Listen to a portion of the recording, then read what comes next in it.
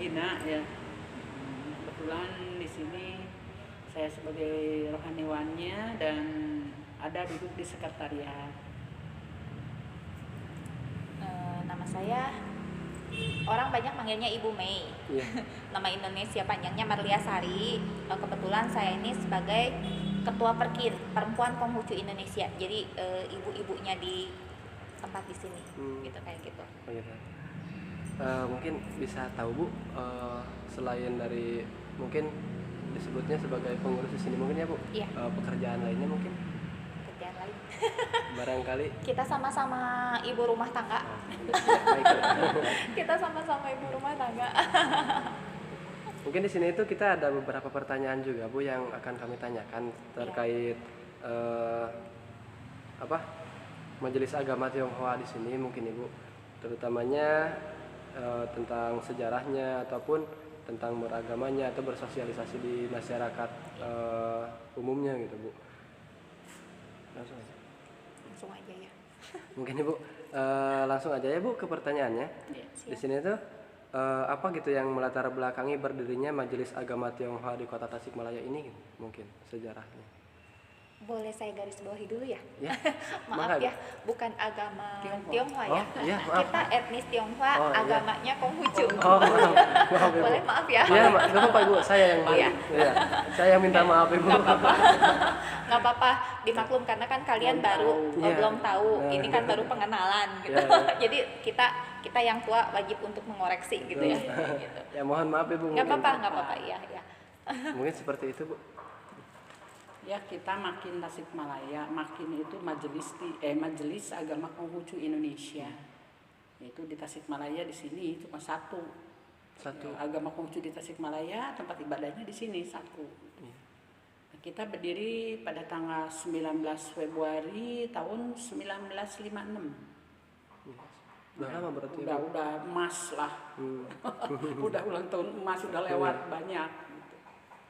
Jadi di sini kita berdiri ya mula-mula kan bertahap ya. Iya. Bertahap. Dari mulai peletakan batu pertama dari ini. Nah, kita sebelumnya kita biasa komunikasi sama tetangga. Jadi minta persetujuan gitu kan ya. Komunikasi kita bagus ya kita diizinkan. Jadi kita berdiri. Ini udah berapa kali renovasi sih. Terusan juga Ya, di atas ya ada keadaannya. beberapa foto ya Iya, dari banyak. waktu ke waktu gitu. Iya, dari waktu ke waktu. Ya mungkin pertanyaan keduanya itu mungkin berapa banyak Bu sampai saat ini itu jumlah jemaatnya? Umat ya. Iya. Sebetulnya lumayan banyak, tapi kalau misalnya yang untuk kebaktian paling sekitar 50 sampai 100 lah ya. Iya. Tapi di luar itu kan seperti mungkin tadi kita pernah ngobrol sama yang sebelumnya, umat Konghucu di Tasik itu banyak, cuma mereka istilahnya kadang rancu dengan tradisi. Iya. Rancunya kenapa? Mereka ngerasanya umat agama Konghucu, tapi kalau ibadah atau apanya enggak, karena ngerasanya di rumah pun dengan sembahyang Sembahyang. memakai dupa itu berarti menandakan kalau mereka itu umat Konghucu. agama Konghucu, seperti itu, kayak gitu. Jadi kalau di total gitu lumayan banyak Banyak. lah. Tapi kadang mereka di KTP pun, karena kita seperti yang selama ini mungkin adik-adik juga pernah dengar, kita pernah terbelenggu 32 tahun di zaman kepemimpinan Presiden Iya. Soeharto, di mana agama Konghucu kan tidak diakui gitu. Ya betul. Ada Makanya akuisisi. ya, makanya tempat ibadah kita seperti ini adanya gitu Iya. kan. Padahal sebelumnya kan seharusnya bentuk tempat ibadah itu berbentuknya kelenteng yang banyak Iya, ornamen-ornamen, warna pun mayoritasnya merah, Merah. seperti itu. Betul. Untuk pertanyaannya ketiga itu, mungkin dari awal berdirinya hingga saat ini gitu, apakah ada peningkatan jemaat gitu yang mungkin Menjadi menjadi umat agama ya Konghucu. umat agama Konghucu gitu. Ada juga, bertambah juga. Ada lah, selalu ada, tapi tidak menutup kadang mungkin kalau Udah pada tua, udah ya usur, berkurangnya susah mungkin untuk seperti kembali, itu, betul. atau mungkin kadang ada di anak mudanya ya balance lah ya, ada Iya. yang nambahin jadi ke kita, tapi kadang ada juga yang dari kita akhirnya mungkin Keluar daerah, pindah keluar iya, daerah, atau sekolah, misalnya lulus. nikah atau apa gitu, mungkin nikahnya bukan dengan orang kita juga gitu, kayak gitu. Mungkin berkurangnya itu akibat perpindahan tempat Ya. mungkinnya seperti Kebanyakannya seperti itu. Karena kan istilahnya kayak anak saya pun, anak ibu begitu beres kuliah, Iya. kuliahnya kan di kota besar nih. Mereka jarang yang balik lagi ke kota kecil kan gitu. Betul. Yang seperti ibu itu salah satunya, teman-teman angkatan ibu pun kebanyakannya di luar kota. Cuma karena ibu kebetulan suaminya orang Tasik, jadi balik lagi ke Tasik. begitu ya. Iya. Mungkin pertanyaan selanjutnya Bu, pada awal berdirinya gitu majelis ini, apakah pernah mendapatkan respon yang kurang baik dari masyarakat sekitar ataupun dari pemerintahan setempat gitu Bu? Nggak Enggak pernah sih, ya. enggak ada masalah. Nggak pernah. Berarti cukup tentram juga ya mungkin ya kehidupan Iya. bersosialnya gitu. Iya. Iya, dari dulu sampai sekarang iya. Berarti Mas. Terus Bu, pertanyaan kelima, saat ini ada berapa Bu? Ada berapa banyak kelenteng itu yang ada di Kota Tasikmalaya, mungkin tadi juga sudah disebutkan ya? Kelenteng, ada kelenteng, cuman itu udah dimasukin ada budanya. Nah itu yang di dekat di Baso Laksana tuh.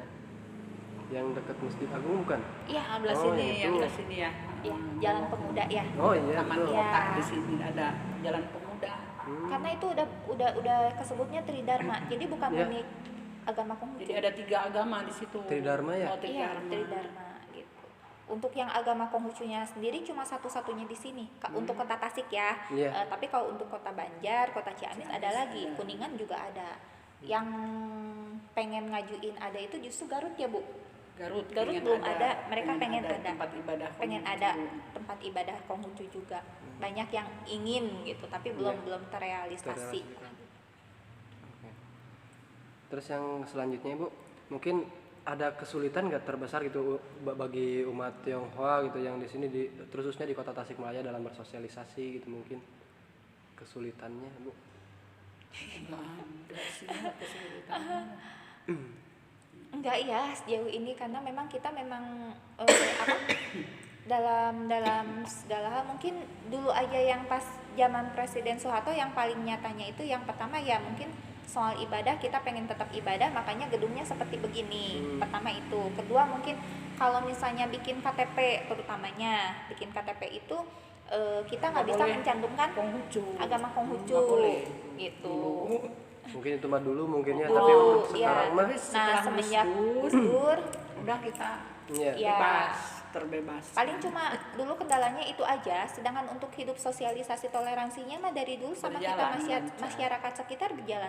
Contoh nyatanya kan kita ini di belakang masjid deh. Iya, betul. Depan gereja gitu kan. Kalau gereja ini sih baru ya, yang paling lama itu Yang yang di sana gitu. Tapi kan kita tetap hidup berdampingan. Nah, terus kita juga punya agenda seperti Ibu kan di sini kegiatannya ada istilahnya tiap tahun itu ada membagi berbagilah buat Iya. ke umat muslim di saat mau lebaran. Betul. Atau di tempat keagamaan kita sendiri buat umat kita sendiri ada gitu di hari di siangan hari persaudaraan, ataupun istilahnya ibu aktif di FKUB sama suami saya. Terus suka dari Kemenak ada ya Bu, Kesbangpol, Kesbangpol, Kapolres, ada Kapolres, apa-apa kita ada undangan, diundang. kita hadir. gitu. Dari pesantren juga ada. Ada. Suka, iya, ibu suka pernah hadir ya berapa kali. Kebetulannya Kalau dulu di sahur itu bersama, Iya. buka bersama, kita datang. di Kalau apa namanya bu? Saya Cipasung. lupa terus. Saya yang selalu ingatnya Suryalaya Cipasung. Suryalaya, Cipasung. Ya. gitu. Nah, yang terakhir kemarin saya baru ngikutin kegiatan Fatayat NU kan, kemarin di Dadaha. Iya. Gitu. Kita ngadain ada barongsal dari sini. Karena kan Fatayat NU bekerjasamanya dengan Forum Bhinneka Tunggal Ika, di mana semua agama hadir termasuk Sunda Wiwitan. Kayak gitu.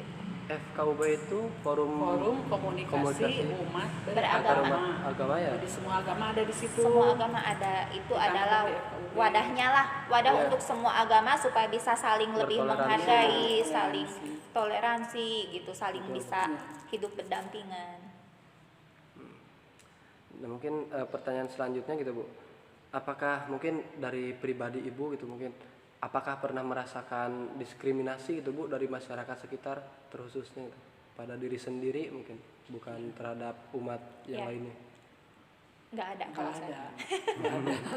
Nggak pernah ya, Iya. karena saya sendiri sekolahnya di negeri dek, Di negeri di negeri, SMP negeri 3, SMA negeri 2. Tritas. SMP-nya 3, Oh, SMA-nya SMP. 2, Oh, Semanda, iya, iya. Semanda. di yang jalan buat ke itu. Nah terus anak saya pun yang besar SMA 1, yang kedua kemarin di SMA 2, tapi akhirnya pindah ditarik ke Banten. Iya. Karena kebetulan ya bersyukur sama Tuhan keterima di sekolah atlet, jadinya ditarik ke Banten. Gitu.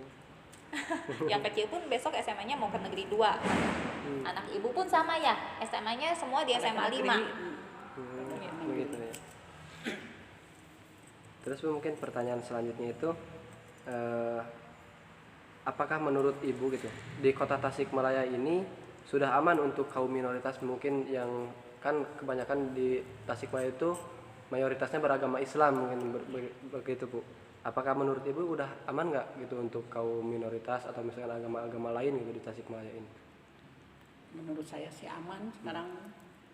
dibanding zaman Orba Bah gitu? Aman-aman saja, karena kenapa?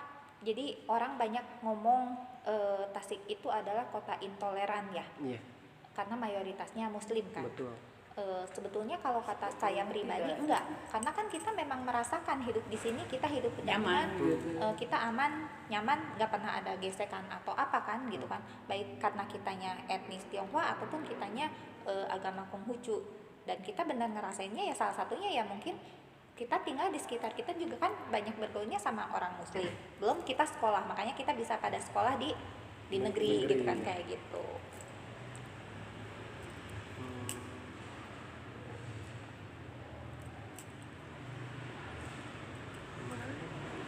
Dari dulu